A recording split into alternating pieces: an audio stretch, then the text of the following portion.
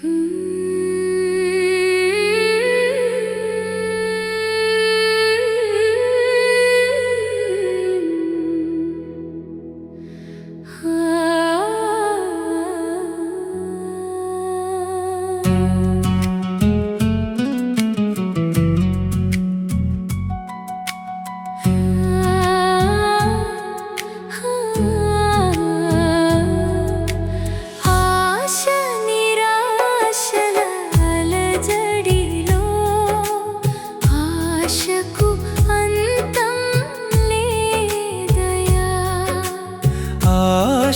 నిరాశల అలజడిలో ఆశకు అంతం లేదయా. ఆశకు మూలం నీవయా, నా ఆశాదీపం నీవయా. ఆశకు మూలం నీవయా, నా ఆశాదీపం నీవయా.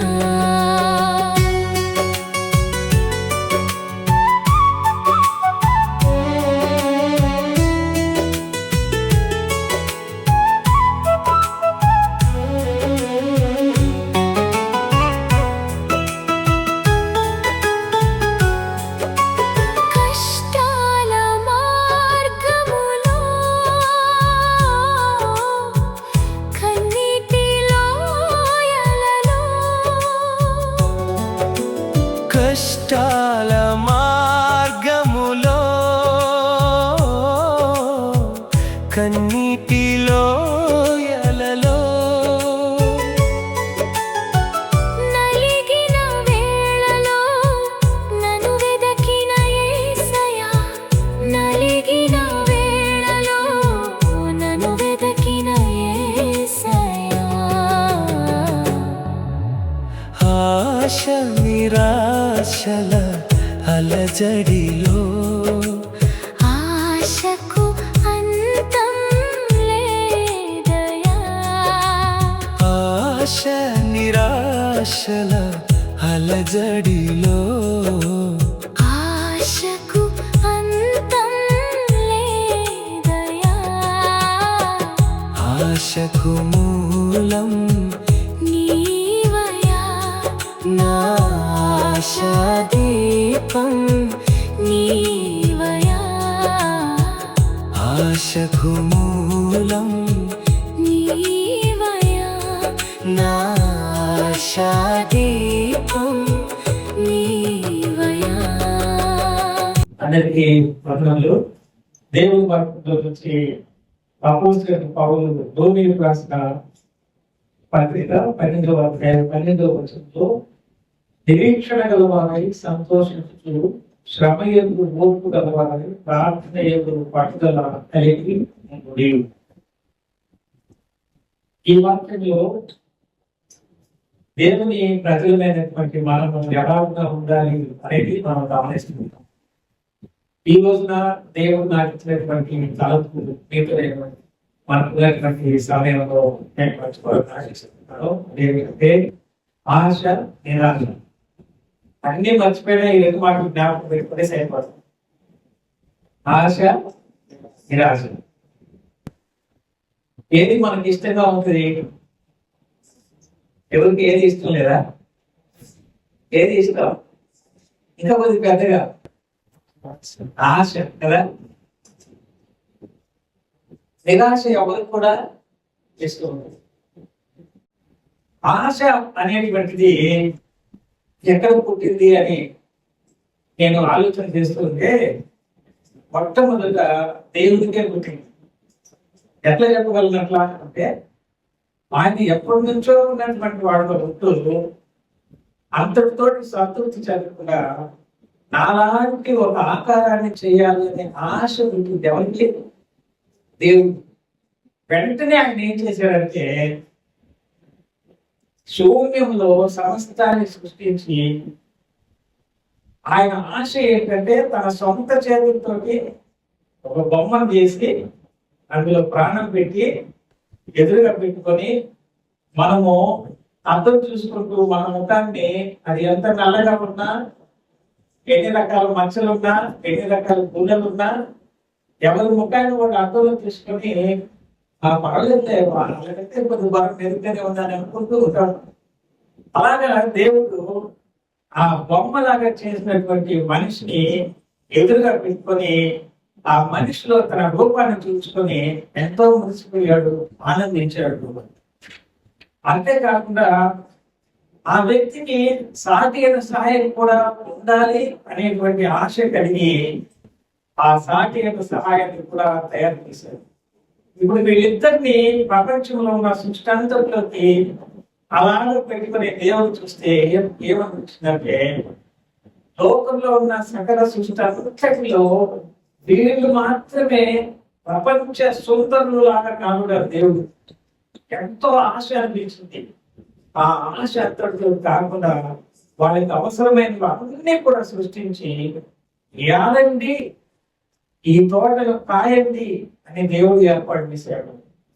పరలోకంలో దేవుని కలిగిన ఆశ భూలోకంలో దేవుడు నెరవేర్చాడు. అని పరలోకంలో ఇంకొక ఆశ పుట్టింది ఇంకొకరికి. ఎవరికి? మీరే చెప్పేయచ్చు. ఎవరికి?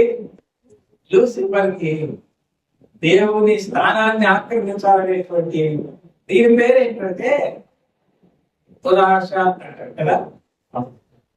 దురాశ ఏం చేస్తుందంటే, పరిస్థితుల వైపునకు మన యొక్క దృష్టిని మరల్చి ఈ పరిస్థితుల వలన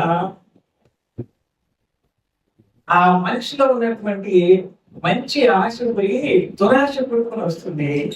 ఈ దురాశ ఎక్కడికి తీసుకువెళ్తుందంటే, ఈడ్చి చెడ్డాడి పాపం చేయడానికి తీసుకుని వెళ్తుంది. పరిశుద్ధులైన దేవుని సన్నిధికి దూరము చేస్తుంది. అలాగా లూసిఫర్ అయితే భూలోకంలో కూడా ఒక ఆశ కలిగింది. ఆ ఆశ ఏంటి అంటే, దేవుడు సకల విధములైనటువంటి పౌష్టికాహారం రా ఫుడ్ ఇచ్చాడు. ఎవరికి? ఆదాము హవ్వలు మొదటి జంతువు. ఆ రా ఫుడ్ తీసుకుంటూ వండే పని లేదు, చెమట పట్టే పని లేదు, భూమి దున్నే పని లేదు.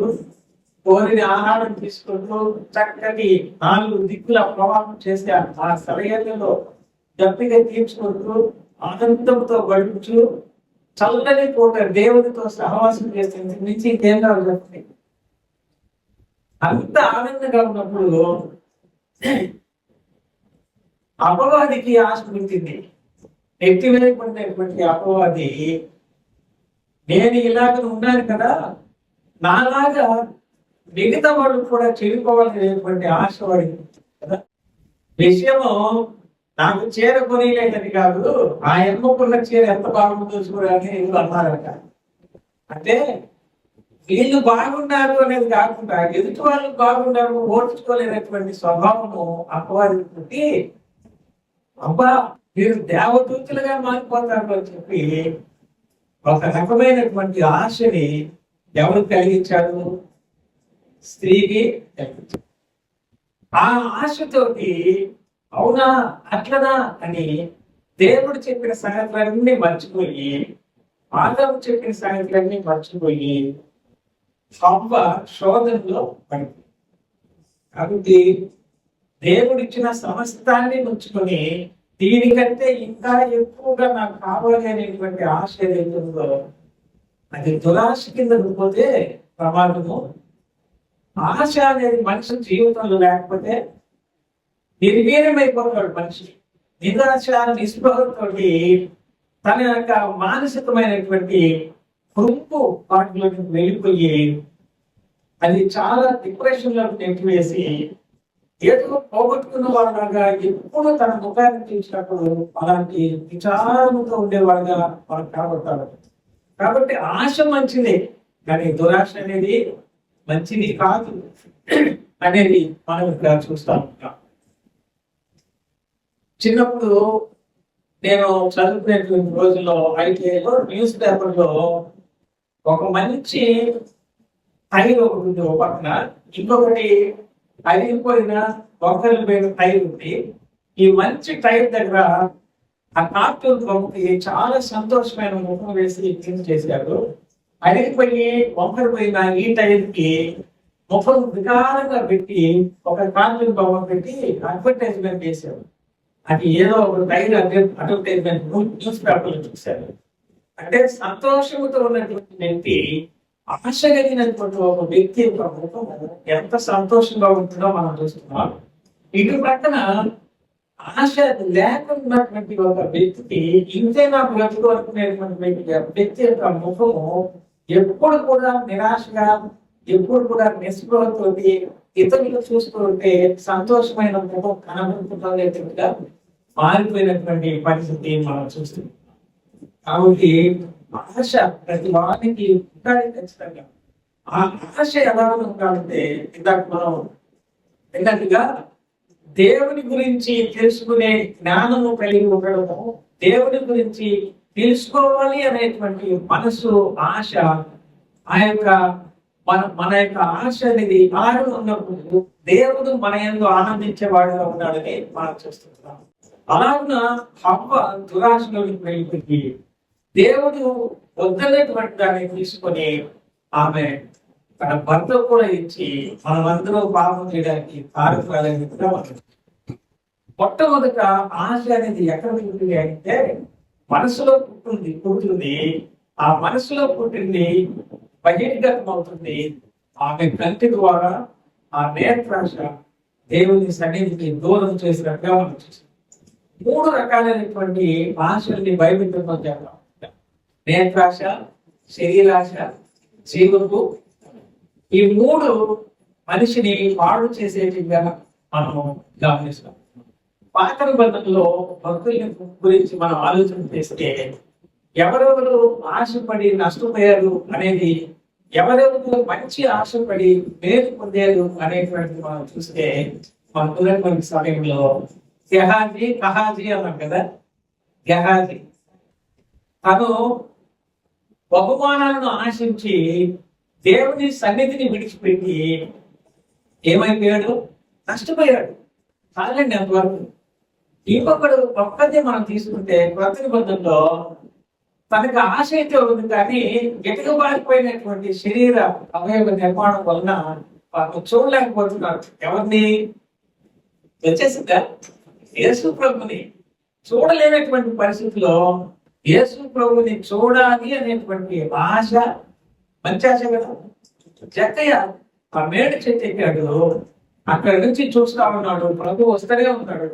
ఆజ్ఞను ఎవరు చూస్తారులే అనుకున్నాడు, కానీ అక్కడికి వచ్చి ఎవరు చూడాలో వారే యేసు ప్రభు అక్కడికి వస్తారని తలెత్తి పైకి, జక్కయ్య త్వరగా నేను నీ ఇంకా.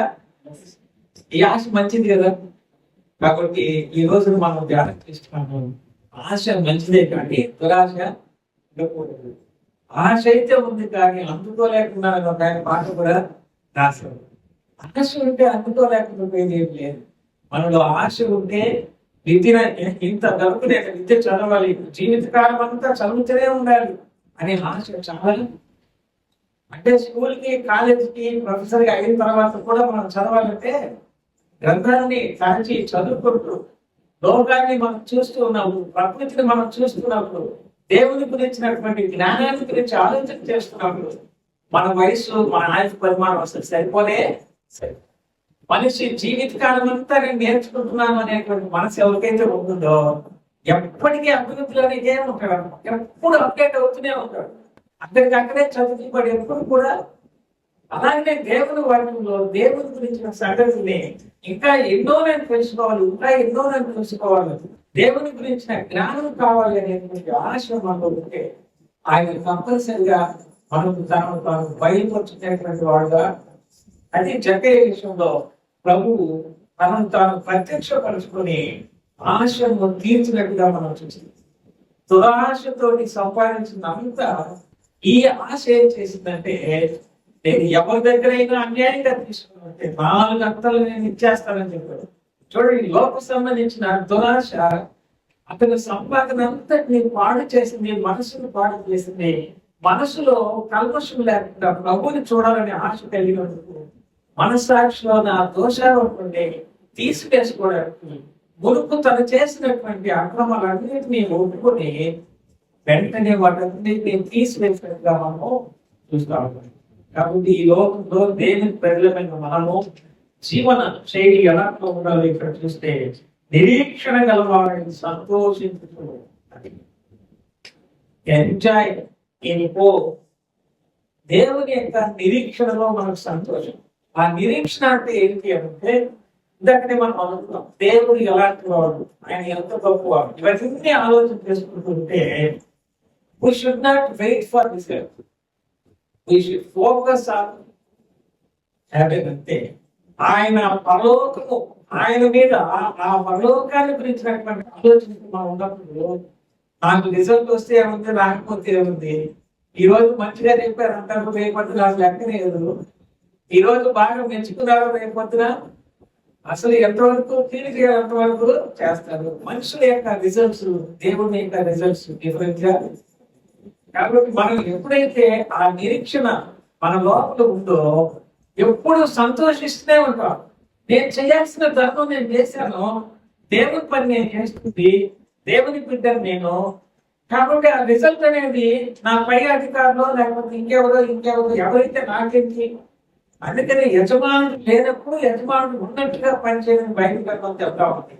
మన మనస్సాక్షిలో దోషాలు లేకుండా మన ధర్మాన్ని మన శక్తివంచం లేకుండా మనం జయించిన నాడు మన నిరీక్షణ అనేది ఎవరు ఉంటుందంటే, నేను నమ్ముకున్నటువంటి దేవుడు న్యాయవంతుడు, ఆయన నన్ను సంతృప్తి పరుస్తాడు, ఆ ఆశ నెరవేర్చేటువంటి దేవుడు అనేది మనం కలుగుతుంది.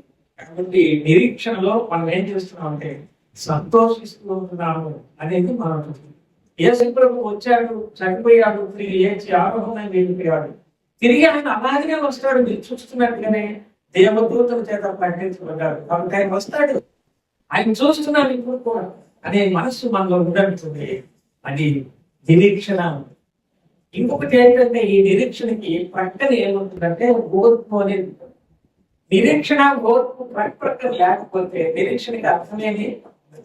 ఆ సహనము ఓర్పు ఎందుకని పోతుంది? నేను నమ్మిన దేవుడు మళ్ళీ వస్తా ఉన్నాడు, ఇప్పుడు కూడా నన్ను చూస్తా ఉన్నాడు, నా బలహీనత ఆయనకి తెలుసు, నా రోగం ఆయనకి తెలుసు, నా పరిస్థితులు ఆయనకి తెలుసు, ఆయన నన్ను బలపరుస్తాడు అనే ఆ ఆలోచనతో మనం ఉండకూడదు. ఆయన మనకు సంతృప్తి పరిచేటువంటి వాడుగా ఉన్నాడు. అందుకనే శ్రమ యందు ఓర్పు గలవానే ఉండాలి అని మనం చూస్తాం.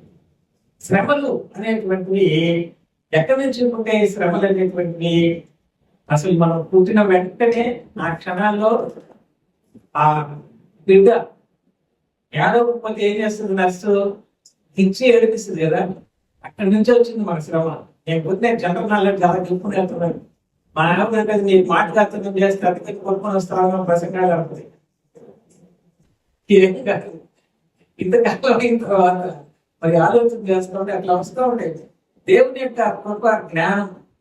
ఆ బిడ్డ ఆ చిన్నప్పటి నుంచే ఏడుకోనంటే అది శ్రమతోనే కదా పాపం. ఏ రకమైన శ్రమ ఉందో మనకేమైనా చెప్తుందా, మనకేమైనా తెలుస్తుందా? అంచనా వేస్తారు డాక్టర్లు, పలాని పరిస్థితి వల్ల బిడ్డ ఏడుస్తుంది, రైట్ వాటర్ పట్టించండి అనేవాళ్ళు అడ్వర్టైజ్మెంట్ కదా. ఇప్పుడు రైట్ వాటర్ పట్టించాలి ఎవరు కూడా లేదు, అది పట్టించకూడదని చెప్తాను. ఇది మంచిది, నీకు చెడ్డదని అన్నీ వస్తా ఉన్నాయి, ఏది వాడాలో తెలియట్లేదు. కాబట్టి శ్రమ, ఆ శ్రమలో ఓర్పు అనేది చాలా మంది చిన్నపిల్లలు వాళ్ళకి ఎంత దుఃఖం కలిగిన యాదవకుండా బయటికి శబ్దం నిలబడుతుందా వెక్కి వెక్కి ఏడుస్తా ఉండే వాళ్ళు కూడా మనం చూస్తూ ఉంటాం కదా. శ్రమలో ఓర్పు అనేటువంటి మనకు ఉండాలి అని ఇక్కడ మనం. మూడవ మాట ఏం చూస్తున్నాం అంటే ప్రార్థన పట్టుదల కలిగి మనం పని ఎంత పట్టుదల కలిగి ఉంటామో, మనము మిగిలినటువంటి విషయాలు ఎంత పట్టుదల కలిగి ఉంటామో, ప్రార్థన ఎందుకు పట్టుదల కలిగించమంటే ప్రార్థనలో మనం పట్టుదల అంటే ఖచ్చితంగా నేను ఇది ప్రార్థన చేస్తేనే దేవుడు నాకు ఇస్తాడనేటువంటి మనసు మనలో ఉన్నాడు. అందుకని విసుగక నిత్యము ప్రార్థించండి అని దేవుని వాక్యం చూస్తాము. మన ఎదుట మనకు సహాయం చేయడానికి ఎవరు ఉండదు. మనం చేసే ప్రార్థనని దేవుడు వింటున్నాడో లేదు అనేటువంటి మనసు మనలో ఉండకూడదు. మా ఎదుట ఆయన లేదు, ఆయన నా లోపల ఆయన ఉన్నాడు, ఆయన సజీవుడు, అన్ని రకాల రుజువులు ఉన్నాయి, ఆయన వింటా ఉన్నాడు. నడిచి వెళుతూ కళ్ళు తెరుచుకొని వెళుతూ ప్రార్థన చేయవచ్చు, డ్రైవింగ్ చేసుకుంటూ ప్రార్థన చేయవచ్చు, చదువుకుంటూ ప్రార్థన చేయవచ్చు కదా. కేవలం ఒక గదిలోకి వెళ్ళి రహస్యంగా తలుపులేసుకొని ప్రార్థన చేసిన డిఫరెంట్ అనమాట ఆయనతో ఏకాంతం. కానీ ప్రార్థన జీవితం అనేది మీరు జ్ఞాపకం చేసుకోండి, మీ జీవితం అంతా మీరు ప్రార్థనతోనే ఉంటారు. నిజంగా విశ్వాసం లేకపోతే ఎన్నిసార్లు నడిచి వెళ్తూ కూర్చొని రకరకాలుగా ప్రభు అని అట్లా అన్ని ప్రార్థనలే. పట్టుదలతో సజీవుడైనటువంటి దేవుడితో నేను ఉన్నాను, నేను ఏ పరిస్థితుల్లో ఉన్నా కానీ నా దేవుడు చూస్తున్నాడు, ప్రభు సహాయం చేయని అనుకుంటూ మనం చిన్న చిన్న అలాంటి ప్రార్థన చేసుకుంటే ప్రభు తప్పకుండా సహాయం చేస్తాం. యేసు ప్రభుని నమ్మనటువంటి దినాల్లో పిల్లలు అలాగా ఉన్నటువంటి పరిస్థితుల్లో వాళ్ళకి ఏదైనా బాగా వచ్చినప్పుడు వాళ్ళ చేతి నిండా వెలుగుతుంటారు కదా. ఇట్లా ఉంది అట్లా ఉంది, ప్రార్థన అంటే మేము ప్రార్థన చేస్తాం, దేవుడు ఆలోచిస్తాడు, మాకు నమ్మకం గ్యారెంటీ అది. కాకుంటే విషయం ఏంటంటే ఎవరైతే నిజంగా ఆయనకి మొదలు పెడతారో వాళ్ళ మొదటే చీలిపుకుంటారు ఆయన. మీరు నిజంగా మొదలు పెడితే మీకు ఏం చేయాలి ఆయన తప్పకుండా చేస్తాడు అని అలాగే మనం నేర్పించే ఉంటుంది. వాళ్ళు చిన్న విశ్వాసం నాటుకుని భవిష్యత్తు వాళ్ళు గొప్ప ప్రార్థన పురుషుగా మార్చబడ్డానికి అవకాశం ఉంది. 13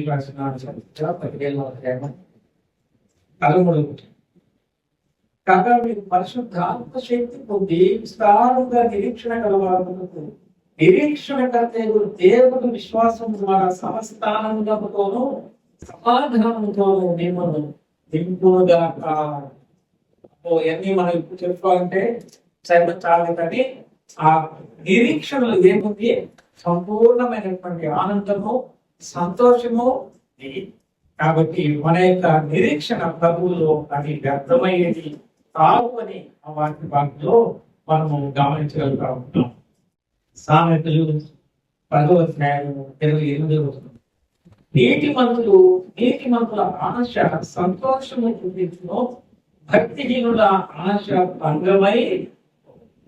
నీతిమంతుల ఆశ సంతోషము చూపిస్తుంది, భక్తిహీనుల ఆశ ఏమైపోతుంది? భంగమైపోతుంది, నెరవేర్చబడదు. కాబట్టి నీతి కలిగినటువంటి వారి యొక్క ఆశ ఎలాంటి ఆశ అంటే ముందే నీతిమంతులని రాయబడింది. కాబట్టి దేవుడి నీతిమంతుడు కనుక దేవుని పిల్లలైన వాళ్ళ ఆశ కూడా నీతి కలిగి ఉంటుంది. ఆయన చిత్తానుసారమైనటువంటి ప్రార్థన చేసే వాళ్ళుగా ఉంటారు. కాబట్టి ఆ ఆశ అనేది నీతిమంతుడికి ఏం కలిగిస్తుంది? సంతోషాన్ని కలిగిస్తుంది. కానీ భక్తిహీనుడి ఒక ఆశ భంగమైపోయేదిగా ఉంటుంది అనేది మనం గమనిస్తా ఉన్నాం.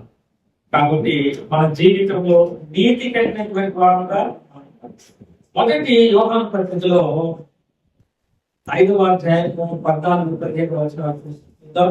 మొదటి యోహాను పత్రిక 5వ అధ్యాయం 14-15 వచనాలు. ఆయనను బట్టి మనకు కలిగిన ధైర్యం ఏదంతా ఆయన చిత్తానుసారంగా మనం ఏది అడిగినాను ఆయన మనని ఆలోచించునని, మనం ఏది అడిగినాను ఆయన మనని ఆలోచించునని మనం ఎరిగినే కదా. మనం ఆయనను వేడుకుని మనకు కలిగినవని ఎరుగుతుము కనుక ఆయన సన్నిధిలో ఆశ మంచిదే కానీ దురాశ మంచిది కాదు. ఆశపడినటువంటి వాడిని దేవుడు తృప్తిపరిచేవాడుగా ఉన్నాడు. పాత నిబంధనలో దురాశపడి ఒక వ్యక్తి నష్టపోయాడు. క్రొత్త నిబంధనలో దేవుని నీతిని చూడాలనే ఆశతోటి ఒక వ్యక్తి జీవితాన్ని మార్చుకున్నాడు మనం చూస్తున్నాం. కనుక పరలోకంలో దేవుడు మనం చూచి సంతోషించాలని ఆశపడ్డాడు. కానీ మనం చేసినటువంటి అవిధేయత సంబంధించిన పాపం వల్ల ఆయన సంతాపం పొందాడు. తిరిగి తన ఆశని నెరవేర్చుకోవడానికి తన కుమారుని మన కొరకు లోకానికి పంపించాడు. ఆయన మన కొరకై ఆశించినటువంటిది ఏంటంటే నన్ను జ్ఞాపకం చేసుకుంటే మీరు, నేను పరిశుద్ధులను కాబట్టి మీరు కూడా పరిశుద్ధంగా, అదే దేవుని యొక్క ఆశ. ఆయన ప్రాణాన్ని ఇచ్చాడు, ఆయన తిరిగి లేచాడు. ఇలాగా నా గురించి మీరు చెప్పండి, నా గురించి మీరు తెలుసుకోండి, నన్ను మీరు స్తుతించండి. ఇంతకు మించి నేను ఇదనేది కోరుకోవట్లేదు. ఇలాగ నేను మీరు కలిసి ఉండాలని నా ఇష్టం. మీకు ఈ లోకంలో శ్రమలు వస్తాయి, ఆ శ్రమంలో ఓర్పుని చూపించండి. నన్ను చూడండి, మీకోసం ఎలా శ్రమపడ్డాను, కానీ నేను ఎంత హెచ్చైనటువంటి వీటిలో ఉన్నాను. నేను మిమ్మల్ని కూడా అలాగనే కనపరుస్తాను, హెచ్చిస్తాను. మీరు కోరినది నేను అనుగ్రహించేవాడుతూ ఉన్నాను. నా చిత్తానుసారంగా అడుగుతున్నారు కాబట్టి నేను మీకు ఇస్తాను. మీ ఆశకి నేను సంతోషాన్ని ఇస్తాను అని దేవుడు ఆ ప్రభు తిరిగి రెండవసారి వస్తూ ఉన్నాడు. ఆయన ఆశ ఏంటంటే ఆయన సంఘం విలువ పెట్టి కొనబడిన రక్తం పెట్టి కొనటువంటి సంఘం కొడత మచ్చ దాగు అట్లాంటిది ఏది లేకుండా ఉండాలి. అలాంటి వెళ్ళిపోతూ సంఘాన్ని నేను చూడాలని ఆయన ఆశపడుతున్నాడు.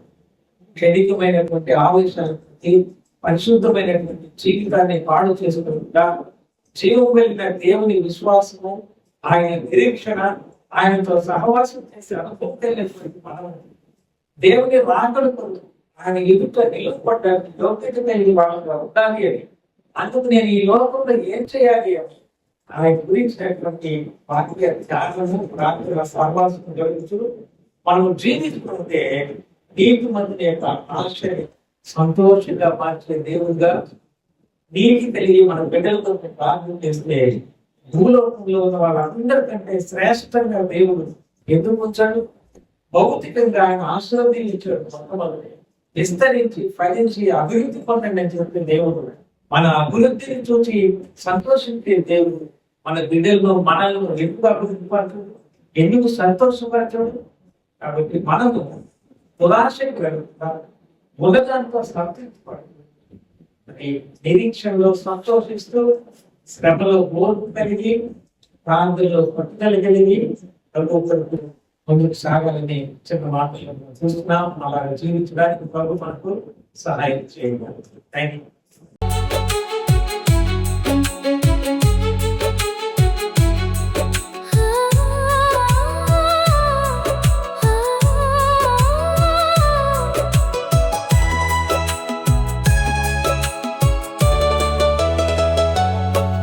ఆశా జ్యోతివి నీవేనయా, నీ కృప చూపావయా. ఆశా జ్యోతివి నీవేనయా, నీ కృప చూపావయా. నీవుంటే చాలు యేసయ్యా, నాకన్నీ ఉన్నట్లేనయ్యా. నీవుంటే చాలు యేసయ్యా, నాకన్నీ ఉన్నట్లేనయ్యా. ఆశ నిరాశల అలజడిలో ఆశకు అంతం లేదయా, ఆశ నిరాశల అలజడిలో ఆశకు అంతం లేదయా. ఆశకు మూలం నీవయ్యా, నా ఆశా దీపం నీవయ్యా. ఆశకు మూలం